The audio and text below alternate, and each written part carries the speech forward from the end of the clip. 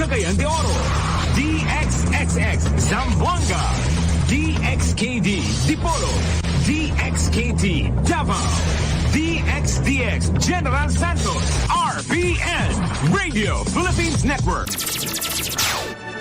RPN Radio Philippines Network, Radyo Ronda, DZKI-IRIGA, member kapisanan ng mga broadcaster ng Pilipinas.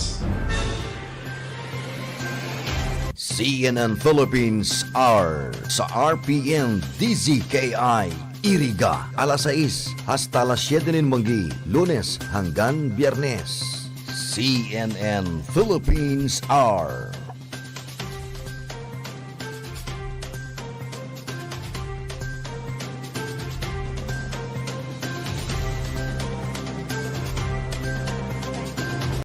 Instead of April 23 to 24, the vice presidential debate has been pushed back to April 30, while the last presidential debate will be held on May 1st. Poll commissioners apologize to candidates, their campaigns, and to the public for these hitches. So, siyempre, ginawa namin ang lahat ng magagawa namin for the last two days. Baka pwede na lang ituloy ito. But as of last night and as of this morning, unfortunately, ay mukhang wala pang tamang direksyon doon sa pag-aayos. The kapisanan ng mga broadcaster ng Pilipinas has stepped in as COMELEC's new hosts of the Pilipinas Debates 2022. Details are still being ironed out, including the venue.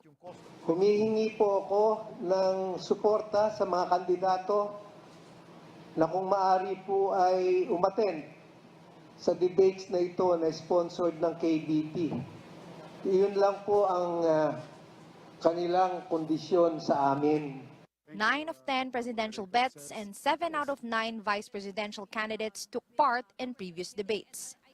A March 7 agreement between COMELEC and Impact Hub Manila, the company behind Vote Pilipinas, states that the private firm will fund all expenses for 5 debates, including a 20 million peso bill with Sofitel. Of that amount, Impact Hub has only paid about 6 million pesos. Sofitel was unable to collect payment after several bouncing checks issued by the company. It was supposed to source funds from revenues in television ads during the debates. Earlier this week, a Sofitel representative went to COMELEC to ask for help in collecting from Vote Pilipinas. A demand letter seen by CNN Philippines showed the hotel had set a Thursday deadline to settle the balance, or else it is banning the use of its facilities for the weekend debates. The poll body says it will disclose its next steps towards Vote Pilipinas after a week-long probe. Vote Pilipinas has yet to respond to requests for comment. The next debates will follow a town hall format where sector representatives and audience members will be allowed to ask questions directly to candidates. Melissa Lopez, CNN Philippines. In a document obtained by CNN Philippines, a senior poll official suggested that COMELEC sever ties with Impact Hub Manila. The commissioner said the poll body should rescind its contract with the events company. CNN Philippines is seeking Impact Hub's comment on this issue. The Ping Lacson-Tito Soto tandem may skip the rescheduled COMELEC debates. Senators Ping Lacson and Tito Soto explained they already have prior commitments in the coming days as the campaign reaches its final stretch. For Lacson, the past 2 COMELEC debates are already enough. I have proven myself in the last 2 presidential debates and other forums. So it won't affect me that much. I cannot just move my schedules and all that, like that madali. Ayaw mo na, total, hindi naman ma-attend yung iba. Ayaw mo na sila. Postpone na lang nila. Tigilan na lang nila. Cancel na lang nila yung yung debate na yan. Senator Manny Pacquiao says he's also not sure if he will attend the rescheduled COMELEC debate. In an interview in Leyte earlier today, Pacquiao explained that his campaign schedule is already tight. But if his rival, Bongbong Marcos, who's known to skip debates, will attend for the first time, Pacquiao said he would attend. CNN Philippines also asked other candidates if they will attend the rescheduled debates. They have yet to respond. In other election-related updates, Comlec's Precinct Finder is now online. The link is now flashed on your screens, but the website has been slow to load just hours after it was launched because of high traffic. The poll body advises the public to give it a day for the system to adjust. Now, through the website, voters should be able to look up their precinct, whether they are in the country or overseas. Comlec released a resolution today designating 8 regional hubs that will stand as repair centers for faulty vote-counting machines. There will also be 82 replacement hubs as SD cards on voting day. There are 4 SD cards on voting day. The hubs will be manned by regional or provincial Comlec directors, while technical personnel will come from the DOST and the DICT. The release of the resolution comes after the Philippine Consulate in New York temporarily halts ballot feeding after a vote-counting machine malfunctioned. Comlec is verifying the incident. Meanwhile, voting remains suspended in the Chinese city of Shanghai, despite initial news that COVID-19 lockdowns have been eased. The Commission on Elections has yet to resolve the remaining cases against presidential candidate Bongbong Marcos. The poll body earlier committed to settle 5 appeals at the en banc or full commission in the 3rd week of April. Walang guarantee ng araw, basta importante. I would like to give this commitment. The COMELEC en banc is trying its best to immediately release and promulgate a resolution in all these cases, ASAP. Petitioners behind the latest dismissed case against Marcos plan to file an appeal before the en banc on Monday. Former COMELEC Chairman Christian Monsod, who represents the group Budnonga Ilocano, says they were given 5 days to appeal the First Division's move to junk the 7th and final disqualification case against Marcos. The First Division ruled that Marcos did not commit a crime of moral turpitude when he was found guilty for not filing his income tax returns from 1982 to 1985. The Lacson-Soto tandem expressing concern over Smartmatic's supposed move to change the internet speed for transmitting election results. Tito Soto says an IT expert in the Senate told him Smartmatic will use 4G network instead of 3G. We cannot track the IP address. We don't know where the BCM is coming from. Yun sa sinasabi ngayon ng aming IT expert, hindi traceable eh. Once lumipat ng 3G to 4G, which they are doing now. Ang masama rito, hindi na masagot at magre-refer pa sa DICT. Sa amin, walang problema. Siguro kung ginawa nila 6 months ago to, nasagot na nila yung mga tanong ngayon. Eh, apurahan na, matter of how many days, 17 days nga before election day. Soto plans to ask Senator Amy Marcos, who chairs the Senate Committee on Electoral Reforms, to conduct a hearing on the matter. And Labor leader Leody de Guzman marked Earth Day today by joining a protest in Manila. Climate change groups and activists called out the government for its supposed lack of action and big businesses for worsening the global crisis. Well, Leody de Guzman reiterating the rights of indigenous peoples in their ancestral lands following the shooting in Bukidnon on Tuesday. The Labor leader says companies with expired lease agreements on disputed areas should recognize ancestral rights of indigenous peoples. Ang importante, ma-turn over na yung lupa na ninuno sa kanila. Yun ang importante kasi pag hindi naibalik sa kanila yan, ay matutuloy ang paglaban nila at matutuloy ang kaharasan, ay baka may mga insidente pang mangyari sa hinaharap. Nagkasundo na kami nung katutubo na mag-file ng kaso at nasa process na ng pag-file ng kaso. Pangalawa, kausap ko si Brigadier General Acorda ng Regional Director ng Region 10 at sabi niya, pangako niya sa akin kahapon ay iimbestigahan niya yung mga pangyayari. A new video sheds more light on the Bukidnon shooting. One of the members of the Manobo Pulangihon tribe shared with CNN Philippines a cell phone video documenting their visit to the disputed ancestral land and the firing of gunshots. Becca, which is not her real name, says it was her first time to visit the area in Quezon Town since most of the Manobo families live outside their ancestral lands. She adds they entered the area with a white flag to represent their peaceful intentions, while some tribe members bringing legal documents, in case they are questioned.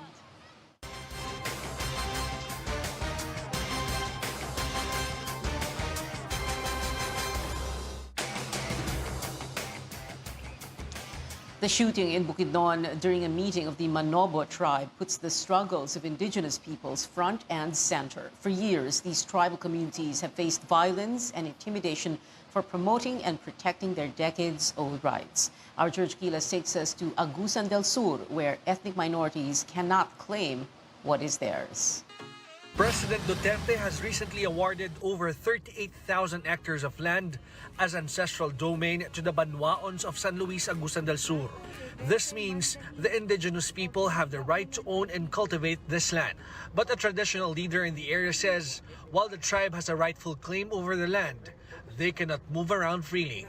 Dato Matibulig claims locals are being harassed and intimidated by a group of armed men. Malaking bagay sana doon sa amin kasi wala na totaling NPA. Pero ang problema, hindi nakakabalik doon sa kanilang lupain ang mga IP dahil pinagbabawalan. Sinusolo nila at ginagamit ang dahas. Dato Matibulig says the armed men in the area are engaged in illegal logging. He claims a Banwaon farmer was killed last February and more are threatened to be killed. There is no report of this incident to the local police. Ngayon, ang nakakabahala nito, lahat ng mga taga-barangay Mahagsay, halos 80 to 90% ang mga tao ron lumikas na. So nandun na sa iba't ibang barangay dahil natatakot sa turang banta.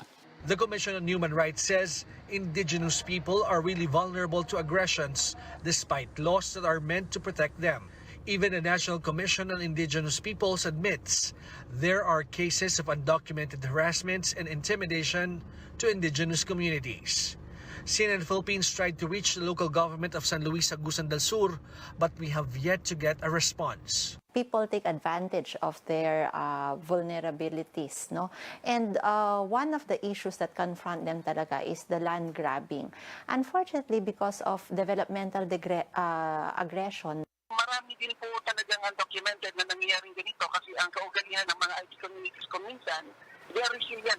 Hindi nila talaga nire-report to at kung talagang mangyayari na meron ng ganito tulad ng shooting na ganito is talagang matagal na kasi like 10 years, 20 years na ganyan ang sitwasyon. Dato Matibulig is asking for government's help regarding this problem. He says they only want for the tribe members to return to their ancestral land without fear and prior restraint. George Gilas, CNN Philippines. Straight ahead on Newsnight, is it time to allow more travelers in Boracay? Environment officials are reviewing the tourist cap in the world-class island. And some good news for fans of K-pop sensation 17. Details after the break.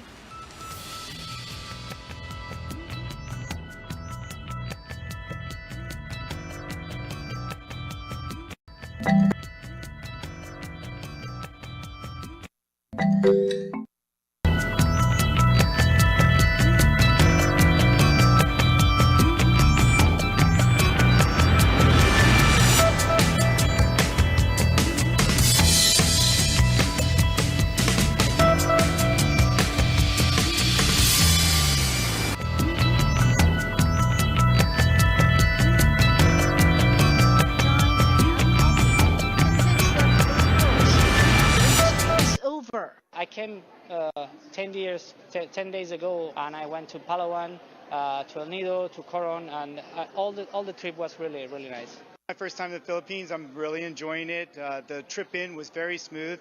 Airport was amazing, and they gave me a nice little what was it? A sash. Felt like a celebrity here in the Philippines. All pretty smooth. Hopefully now every other trip I make will be even better. The World Travel and Tourism Council groups the world's largest hotels, airlines, airports, cruise ships, and tour operators. The council expects the industry to return to pre-pandemic levels by 2023, sustaining a rebound that began last year. And with it, the return of 126 million jobs, with the Asia-Pacific region getting the largest share. 77 million, just over 60%, are going to be in Asia-Pacific, which is incredible. And we forecast that travel and tourism's contribution to the economy will grow at an average annual rate of 8.5%. So that's obviously higher than it is globally. The way forward is to make international travel seamless. Council leaders are talking Asia-Pacific ministers into it. A global health passport that's simple, digital, and recognized across borders. The European Union has it, but Asia still is. Which is different from Cambodia. So they are actually, within Asia-Pac, looking at trying to coordinate at a ministerial level, and we will call on the US to please relax all remaining restrictions. Australia has a system, the US has a system. India, like here. And India has a system. Those are the really big, and China. We start first with the ASEAN, maybe Southeast Asia, smaller, to see how we can all unify our health protocols. But actually, more importantly, is to sun out. The hardest part is going to be convincing different governments. It would be nice to be able to use your phone to just show the same form. Industry data show there were about 3.9 billion people hunkered down at home during the great lockdown. So there's pent-up demand. The industry wants to prepare the red carpet for them and less red tape. Lois Calderon, CNN, Philippines.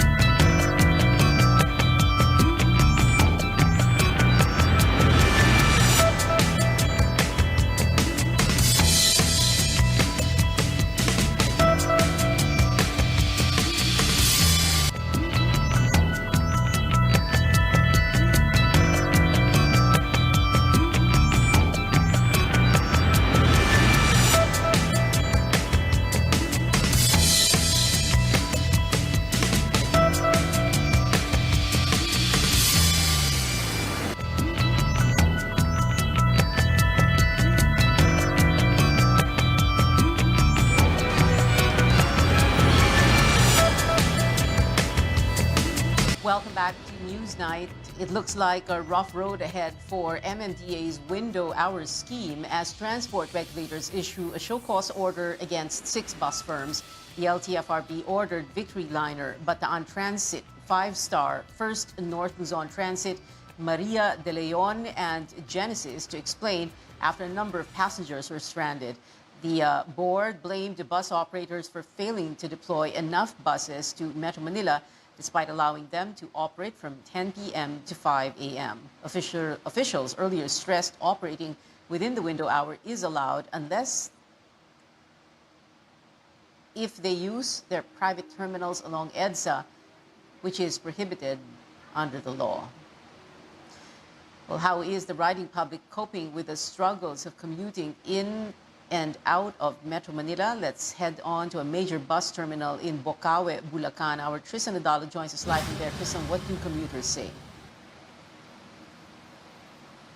It's inconvenient, impractical, and risky. That's how some commuters describe the implementation of the window hour scheme on provincial buses, pushing some bus companies to schedule trips at night. The LTFRB and the MMDA are standing firm on the policy, while provincial bus operators are appealing to scrap the new rule. Now caught in the middle of this experimental policy, the riding public. Stranded in different bus terminals in Metro Manila, many passengers endure long hours of waiting to board the bus back to their provinces. Bus operators expect an influx of travelers this weekend amid their limited operations. Ay iba, nagsasakay na sa ibang sasakyan eh. Kung mamalit ang pera mo, hindi ka makakasakay. Nabigla ako ngayon. Hanggang 5:30 ang biyahe from Cubao to Tayug. Ngayon, nag-iba pala. So, sorry na lang ako. Hindi po siya convenient, unlike dati, na tuloy-tuloy. Ngayon po kasi parang ang nangyayari, parang pipila tapos maghihintay ng ilang oras bago makasakay. The current policy prohibits provincial buses from using their private terminals from 10 in the evening to 5 in the morning.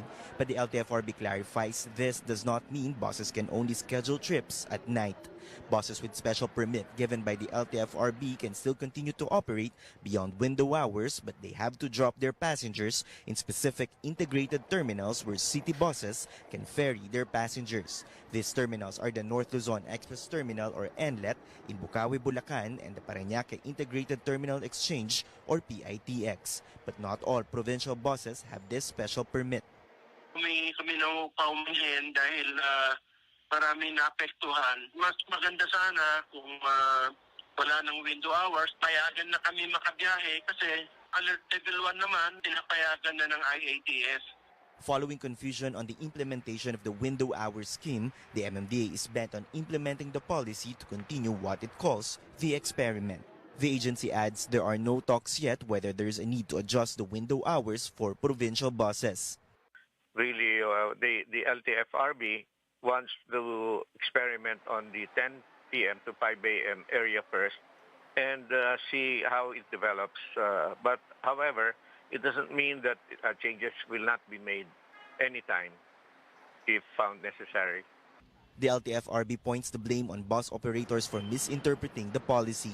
It says there's no justification of adding burden to the commuting public. Iniipit lang naman talaga ng mga provincial bus operators, ang government regulators. They have made thousands of passengers suffer. We will hold them accountable. A lawmaker slams the bus policy, saying this could potentially increase the risk of a COVID-19 surge. Senior Citizen Party List Representative Ompong Ordanes adds the provincial bus policy shows a lack of compassion to travelers.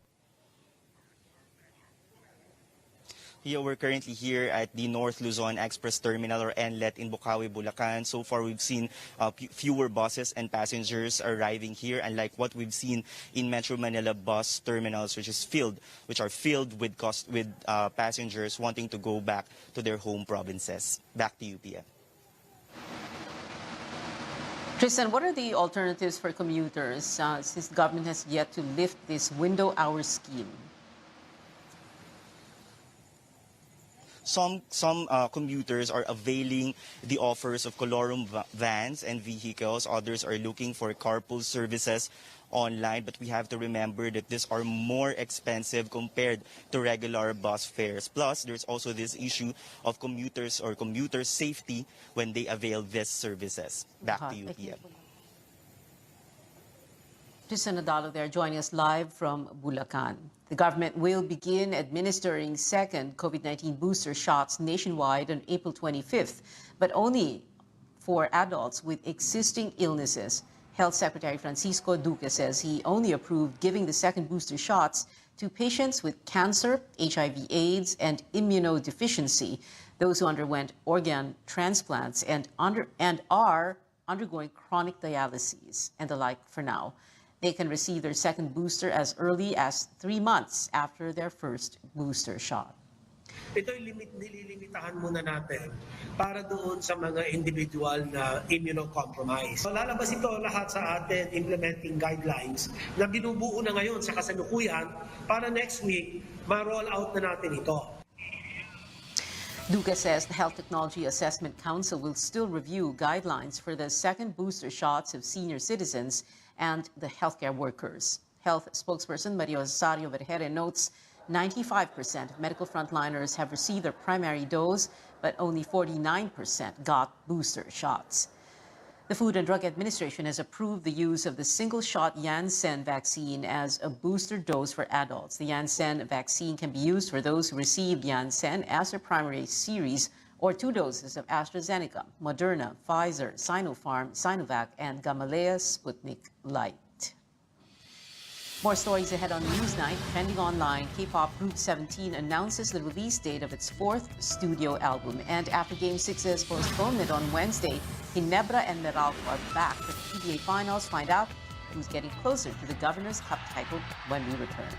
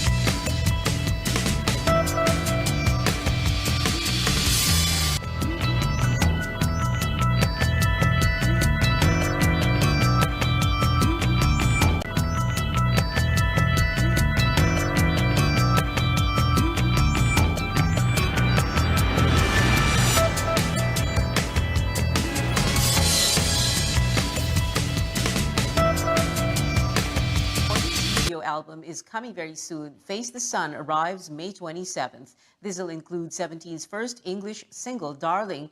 The music video that dropped last week has reached the group's lucky number in views, now at over 17 million. Heading over to the PBA, it's either the Gin Kings win the Governor's Cup title tonight or Meralco forces Game 7 on Sunday at the Philippine Arena in Bulacan. Game 6 is underway, but if Meralco keeps its current lead in the first quarter, 15-12, Meralco, the Bolts, still have a shot at bagging its first PBA title. Head on over to our social media platforms for updates on the results. And before we go, today marks the 51st anniversary of Earth Day. This began in 1970 because of growing concerns over air pollution from leaded gas, and it's become the largest observance in the world, celebrated in nearly 200 countries. Today you can honor our big green planet in your own way, whether it be through simple gardening or recycling. Happy Earth Day to everyone. And that is it for tonight. Join me again on news.ph at 7 p.m. I'm Pio Honteveros for Newsnight, where we go above and beyond the headlines.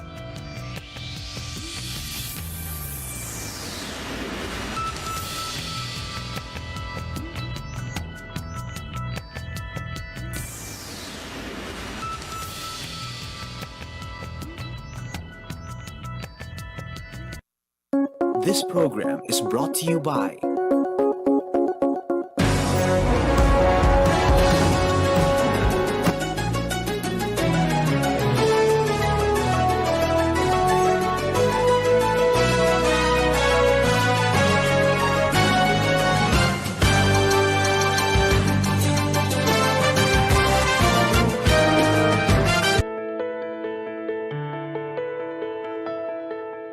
Many of us feel more confident when our hair is shiny and radiant. After all, our hair is our crowning glory. Even though our skin is our largest part of the organ, many of us take for granted our hair and our nails. But it can indicate a lot of potential problems or diseases that we may have. On the program today, we'll talk more about the signs your hair and nails may be revealing and the ways to keep them healthy and glowing. I'm Dr. Freddy Gomez, and welcome to MedTalk Health Talk on CNN Philippines.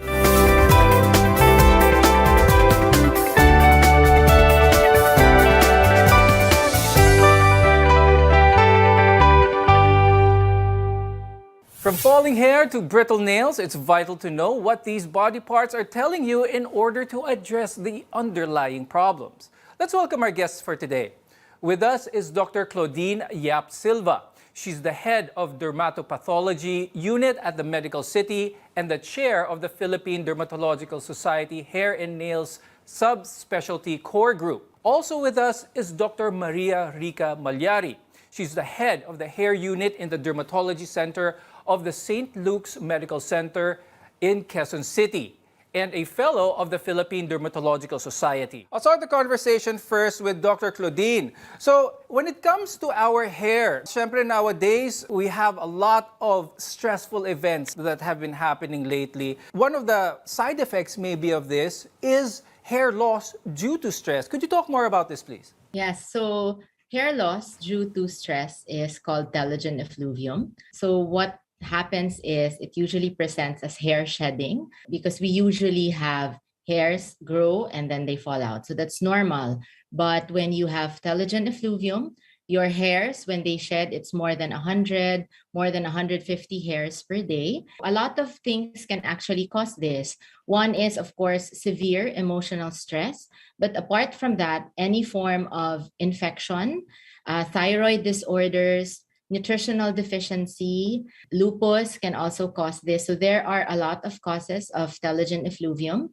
And from the point of insult, meaning from when the stressful or traumatic event happens, to the time the hair starts shedding, that's usually within 2 to 3 months from the traumatic event. Dr. Rica, pag-usapan naman natin ang pattern baldness. So this is a little bit different from the stress-induced hair loss. Could you talk more about this naman? There are different causes of hair loss really, and there's a scarring type, the one that's permanent, where the hair follicles are destroyed, and there's the non-scarring type where the hair can grow back. One of the non-scarring type is your pattern hair loss. What happens in pattern hair loss, or what you call common baldness, nakakalbo, is the hair follicle becomes smaller and smaller for every hair cycle. There's a normal hair cycle. There's a growing phase, and then the hair follicle dies, and then it sits there and waits for a new hair to grow from the same root. So the new hair that grows, that's supposed to push the dead hair, should grow to the same thickness and length. But sometimes because of the genes, inheritance, and the presence of testosterone in our system, the testosterone is converted to DHT by a certain enzyme, 5-alpha reductase. And this, when the DHT levels on the scalp increases, the hair follicle becomes smaller and smaller. Let's touch on treatment a little bit because, you know, there are a lot of treatments out there. It's a really big industry when it comes to trying to prevent or slow down hair loss. But let's talk about effectivity. How effective is this? Is it really possible to stop this genetic predisposition to baldness? Yes, there are lots of products in the market, the internet. When you search, ang dami. Even when you go to the supermarkets, the grocery, drugstore, they will sell a lot of things that's supposed to make your hair grow, even the shampoos, the conditioners that's supposed to help with hair growth. Actually, for males, there's only 2 that's approved by the FDA to be effective for pattern hair loss, and it's minoxidil and finasteride. But for me, actually, the patient, the one who's experiencing hair loss, should first seek treatment with a dermatologist from our society to check if it's really pattern hair loss, because there could be an underlying medical problem. It might not be pattern hair loss really. So seek consult with a dermatologist first before getting these products. Now, I'd like to talk about contact dermatitis, specifically those yung masyadong maraming nilalagay na products, the use of hair dyes, always those who color their hair. Dr. Dr. Claudine, could you talk more about this? What are some of the symptoms that the person may feel that their hair and their scalp is already being affected with all the products that they use? So the most common cause of allergic contact dermatitis is from hair dyes is an ingredient called paraphenylenediamine. So what are the symptoms? What happens is after they place the hair dye, the patients may experience either itching, burning sensation. They may also get a little bit of dryness or scaling on this area. And sometimes the inflammation may be so severe that they can get really puffy, the entire scalp and even the rest of the face. In connection with that, is dandruff connected in some way to that? Or could you talk more about dandruff naman, Dr. Claudine? Right. So dandruff is not really connected to contact dermatitis, to hair dyes, even if it also presents with some dryness or scaling of the scalp. No? What happens in dandruff? Dandruff is caused by our skin's reaction to a yeast that's present in our normal flora. And it may be triggered by a change in humidity or a change in the temperature. So usually our patients with seborrheic dermatitis, this is like the scientific name or the medical term for dandruff. It usually happens during the colder months of the year, and they present with itching on certain parts of the scalp with some dry patches.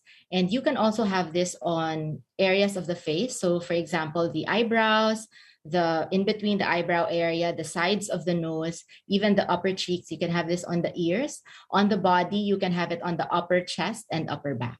We'll talk more about ways to restore the look and feel of our hair later on in the show. But coming up, our nails and what they might be telling us. So stay with us. You're watching Med Talk Health Talk.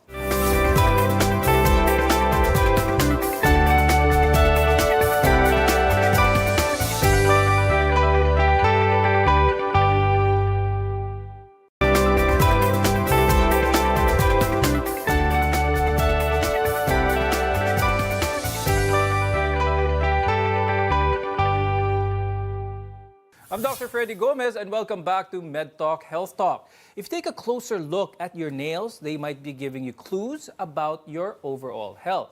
So let's talk about what signs your nails may give and the do's and don'ts of caring for them.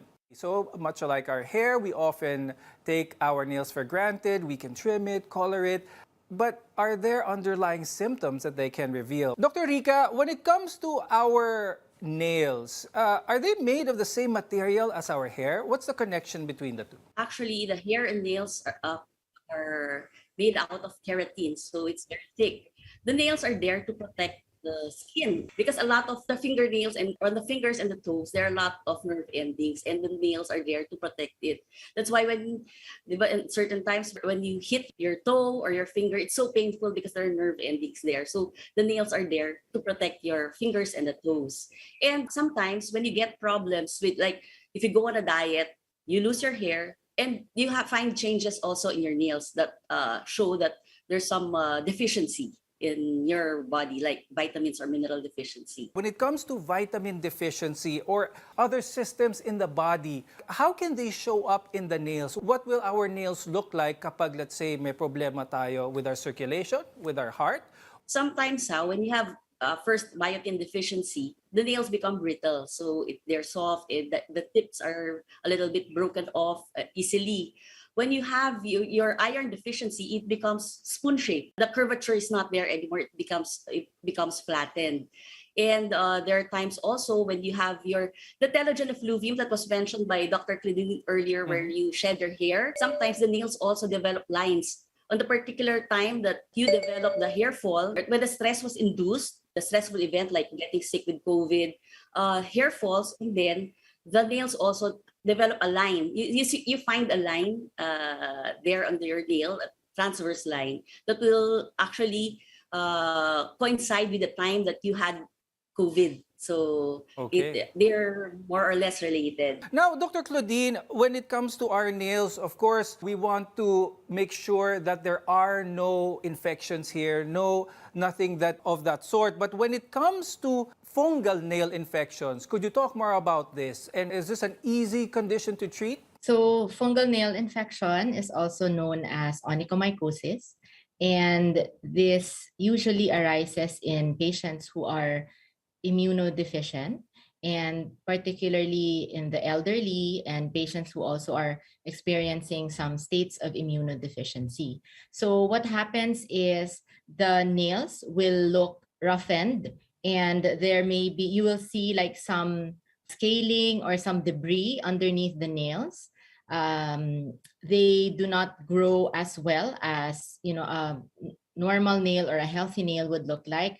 They usually arise on the toenails first, and you may have it on the fingernails afterwards. Now, a common habit that might be causing damage is nail biting, because about half of the kids and teens bite their nails, and many carry them over to adulthood as well. Dr. Claudine, why do some people nail bite, and how does it affect our nails? Yes. So nail biting may be a cause of maybe, you know, secondary to emotional or mental stress. So, you know, it's important to recognize this, as these stresses need to be addressed. Now, when we do nail biting, then we are more prone, or we have a greater risk for infection, because when we bite the nails, it's, you know, it's not impossible that you can also cause a break in the skin. And when this happens, then you give a chance for the microorganisms to come in, and they can cause an infection. What's a good way for nail biters to stop the nail biting behavior? One of the more important things to do is to recognize that you have it. And the easier, you know, I would say like practical things to do would be, of course, like you can cover the nails, you try to keep it short. You can even, you know, there are things that you can already apply on the nail to make it not taste good or have like some bitter taste, so you end up not doing it. And of course, to address what is causing it, you have to, you know, seek consult with a psychiatrist to see if this can be addressed. It's also, they can teach you how to do like behavioral modification for it as well. Now, Dr. Rica, you mentioned earlier about the hematoma on the nail because of trauma. And since we're talking about nail dystrophy, certain things, let's talk about that, especially pag sa paa, sa toenails. Makikita yan sa mga mahilig sa sports, or ito yung tinatawag na patay na kuko. But aside from that trauma, is ill-fitting shoes a possible cause for this type of condition? Yes, sometimes nail dystrophy or color changes in your nails can be due to ill-fitted shoes. But you have to address this also, because the discoloration on the underneath your nail can be another thing rather than a hematoma. It could be a melanoma, like cancer of the mole. It's like the change can be similar to a hematoma. So it has to be evaluated by a dermatologist if it's really caused by that. Regarding the nail dystrophy from ill-fitted shoes, because sometimes it causes nail changes, like it looks like a patay na kuko. Actually, it's not patay because it grows. But sometimes when you have this nail dystrophy, you can have a secondary fungal infection that will affect that certain toe. So it has to be addressed too. Your nails say a lot about your health, so don't ignore any changes in it. So when we return, we'll take a closer look at ways we can keep them healthy and nourished. Your health is our mission here on MedTalk Health Talk. We'll be right back.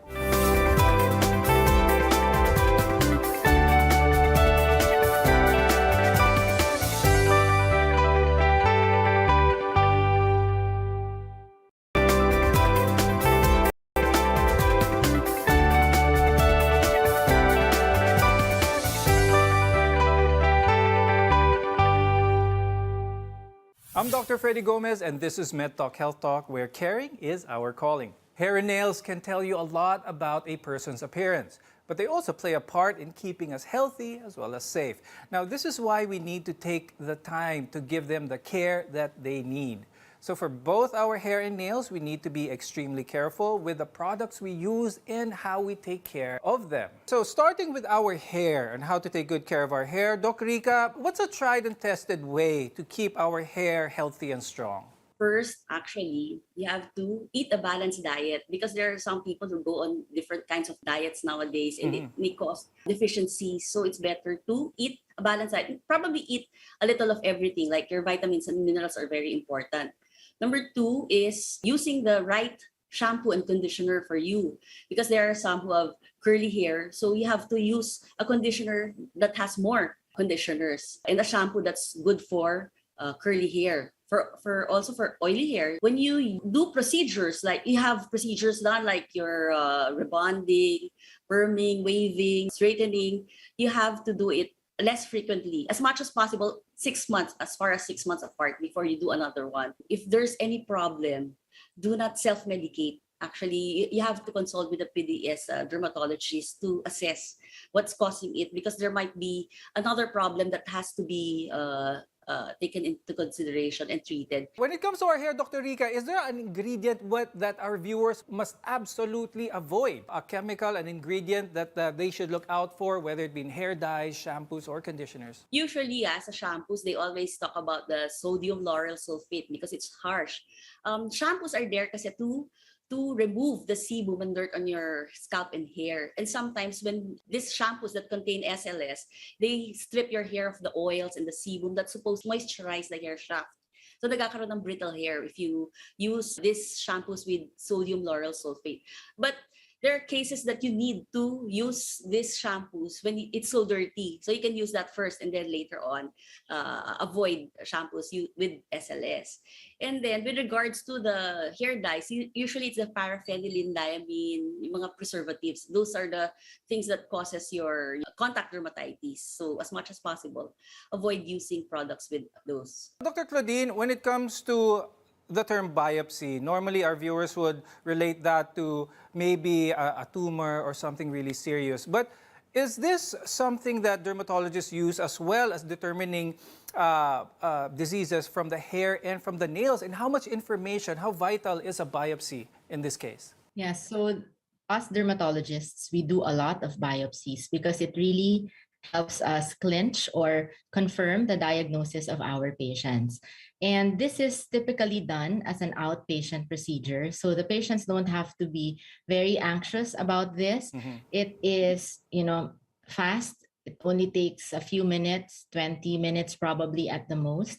And we are able to tell a lot from the biopsies. For the nails, then we can do like a small nail biopsy on certain areas, and we can also tell like which part of the nail is involved, what condition is causing the nail changes or the nail dystrophy. Now, Dr. Rica, when it comes to our hair and the summertime ngayon, it's exposed to the sun a lot. What are some of the healthcare tips that you can give when UV rays are involved? Yes, beach time. A lot of people, they spend time in the beach and it's long hours there exposed under the sun. So it's better to wear caps, hats, scarves, just to cover the hair, because the hair can become brittle with too much heat. So better to wear those hats and apply conditioner just to protect the hair shaft, so the hair will not become brittle. And Dr. Claudine, do you have any final tips for our viewers when it comes to hair and nail care or skin care in general? Of course, so skincare in general or hair and nail care, I think the most important is to eat a balanced meal or a balanced diet. As we mentioned earlier, a lot of nutritional deficiencies can also show up in our hair and nails. The second is too little is not bad. So, taking care of our hair by just doing regular shampoos and conditioners is good. For our nails, try to refrain from using nail polish very often. And if we really have to do cosmetic procedures on our hair and nails, for example, bleaching or dyeing or perming, and for the nails, if we have to do nail polishes, try to space it out as far as you can. And of course, if there are any problems on the skin, hair, and nails, always seek consult with a board-certified PDS dermatologist. With that, I'd like to thank dermatologists Dr. Claudine Silva and Dr. Rica Malyari for being with us today and being the experts when it comes to hair and nails and skin in general. I'm Dr. Freddy Gomez, and we'll see you again next time.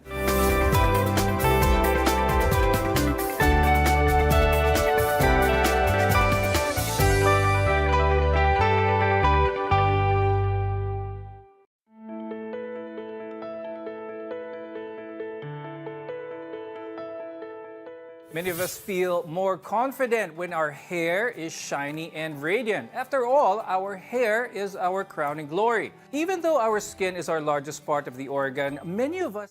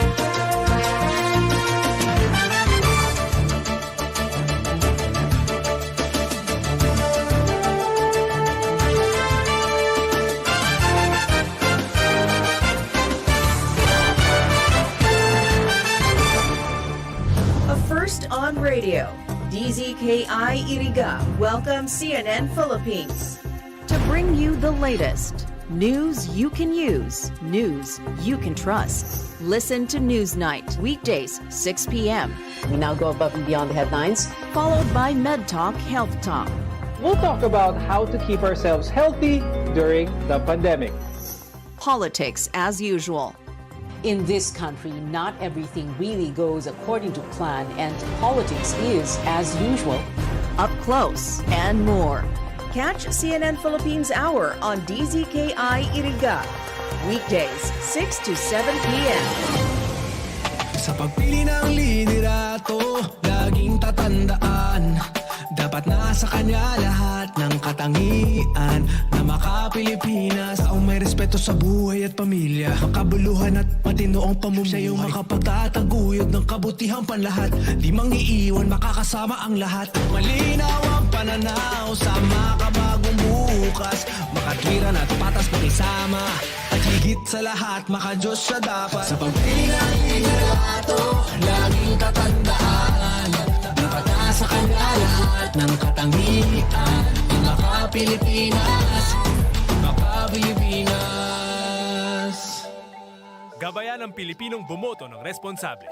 Yan naman ang aming Panatang Maka-Pilipinas. Iboboto ko, Maka-Pilipinas. Makabayan sa lupang sinilangan. Makataot may respeto sa buhay at pamilya. Siya ay makatwiran at patas makisama. Masigasig tumulong makaahon ang bawat isa. Makatarungan, makalingat, maalalahanin sa kapwa. Makakasama ang lahat, siya'y di mangiiwan. Siya ay makapagtataguyod ng kabutihang panlahat. Siya ay makabatas. Siya ay makatotoo. Siya ay may malinaw na pananaw para sa makabagong bukas. Higit sa lahat, siya ay maka-Diyos. Kaya't ayaw niya ng karahasan. Siya'y makakapayapaan. Iboboto ko ang isang tao na makakalayaan. Isang leader na makakalikasan. Isang Pilipinong makabuluhan at matino ang pamumuhay. Sa isip, sa salita, at sa gawa. Gabayan ang Pilipinong bumoto ng responsable. Yan naman ang aming panata sa PPCR. Kumakalat breaking tweet ni at hindi ito scam. All caps, gamot sa cancer. Question mark. Miracle tea exclamation. Mapa stage 1, stage 2, stage 100. First 100 emoji to DM will be healed with good hair. Huwag paloko, mag-fact check muna. Ang totoong balita, tunog tama, dapat tama. Isang paalaala mula sa KBP at ng istasyong ito. Click number 2. Order now. Arrow down. Arrow down. Bye! Bye! Bye! Oh, ano na naman? Ano nga ni ito sa numero kan Ako Bicol Party List? 18. 18 ang numero sa baluta kan Ako Bicol Party List. 18? 18! Yan ang hanapon mong numero sa baluta sa lindong kan mga party list. Ah, tatandaan ko na. Numero 18 ang Ako Bicol Party List. Iboto ang sarili. Ako Bicol Party List. Katabang na, kasurug pa. Numero 18 sa balota. Political advertisement is made for by Ako Bicol Party List.